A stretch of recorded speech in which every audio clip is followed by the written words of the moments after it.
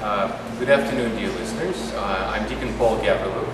I serve in the Orthodox Church in America, and I had the privilege of studying in the United States in the Graduate School of Theology at Southern Methodist University, which is where I received my doctorate in theology. And I'm presently teaching at the University of St. Thomas in St. Paul, Minnesota, where I am the Associate Professor of Historical Theology. I've been on that particular post for the last 10 years. I'm also a native of Ukraine, and today I would like to share with you my thoughts about the future of graduate theological education in my own country. I loved returning to Ukraine. I make an attempt of returning to Ukraine once in a while, probably more or less once a year. And every year I come back, I see a variety of changes which truly fill me with hope. And it's the hope for the future of this country. It's the hope for the opportunity for the light of Christ to touch the hearts of people, and the light of Christ to be present in society at large, to influence Ukraine's civic society. As some of you would know, Ukraine received its independence as a separate state in 1991, when it separated from the Soviet Union. And so now for the last 20 years, it has been an independent country.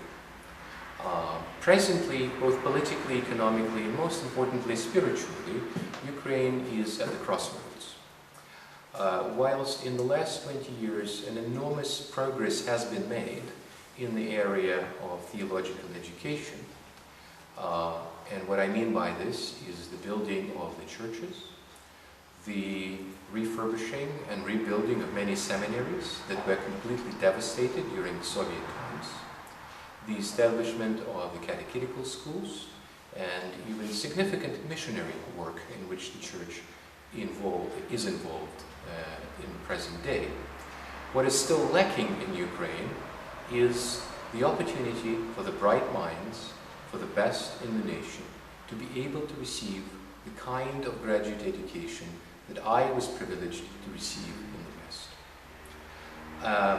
I think that today the opportunity is ripe precisely for such an establishment.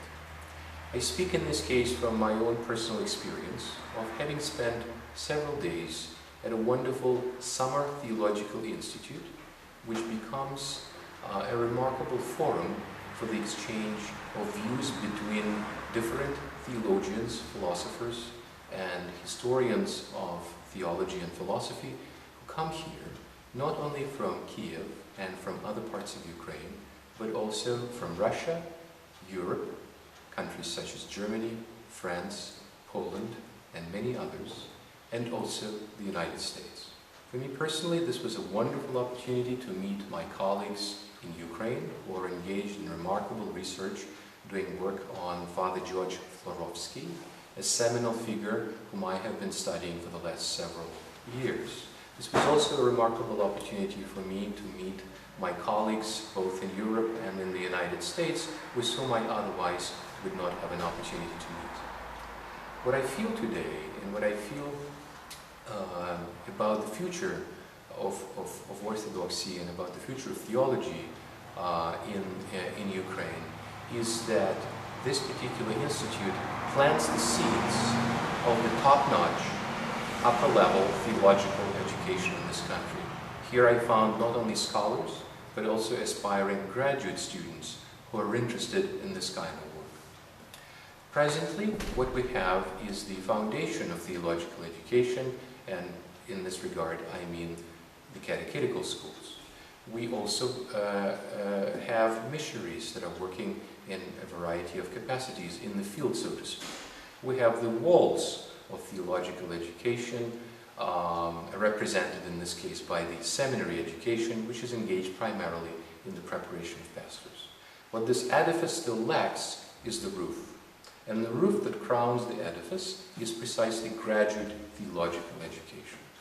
There was a time, and the time was about 400 years ago, when the Ukraine built the first graduate school of theology ever in Eastern Europe. This was on the foundation, on the basis of Kyiv Mohyla Academy. Today, Kyiv Mohyla Academy is a flourishing institution, attracting the brightest minds of the nation and pursuing a variety of career choices, from future work in politics to journalism to various humanities and also even computer sciences. It is on the foundation of this institution, and that is Kyiv Mohyla Academy, that has a history of 400 years of tremendous impact upon the country, that we today have a proposal of building the Graduate School of Theology in Ukraine. I should say that the person behind the project is a true visionary, a man of tremendous resource, of great humility, and a person of tremendous accomplishments. And that is Dr. Konstantin Sigov. Dr. Sigov received his education in Western Europe and is familiar with the best patterns of theological education available in our time. He is also the main editor and the director of the main theological press in Ukraine. The press has published many remarkable works in translation, including the works of the leading theologians of the 20th century, such as Karl Barth, Karl Rahner, Benedict XVI, Walter Kasper, Yaroslav Pelikan, and many, many other historians and theologians from abroad. I should also emphasize that the press strives very hard to publish local historians, scholars, and theologians of note. And it publishes and is committed to publishing theological literature of the highest order. Now, it is natural in the set of circumstances in which Ukraine finds itself, that is to say, with its theological education devastated by the Soviets. It is natural that at present the audience for such works of the highest theological caliber is fairly narrow. Nevertheless, we believe that in order to rebuild a stellar school of theology, the school of theology that Ukraine enjoyed in the time of Peter Mohyla and of several centuries after Metropolitan Peter Mohyla, it is necessary to start this remarkable work. I should say that the gathering here in the village of Lyshnya, which is about 30 miles away from Kyiv, reminds me of the gatherings of the student Christian movement in Western Europe that took place in the emigre communities in the late 20s and early 30s. The people who attended such meetings described them as little Pentecosts, in the sense of lighting up, in the sense of gathering the momentum for an outflowing of the Holy Spirit, precisely in this case in the form of rebuilding the education that was just destroyed by the Bolsheviks in Russia and the former Soviet Union. It is precisely a similar rebuilding that the Ukraine faces today. As I mentioned before, Ukraine presently has pastoral schools, and it has Sunday schools, and it has flourishing church life.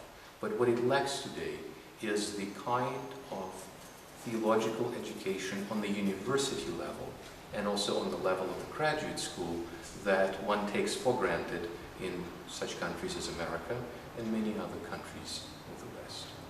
I think the time is ripe for such a school. I think we have everything today, all the conditions today are met for building such a school in Ukraine. Dr. Sigov and the people who support him has the trust of the Orthodox Church. He has the support of international partners. He has the support not only of the Orthodox communities in the Ukraine, but also of the Roman Catholics, Greek Catholics, and also Protestant bodies within the Ukraine.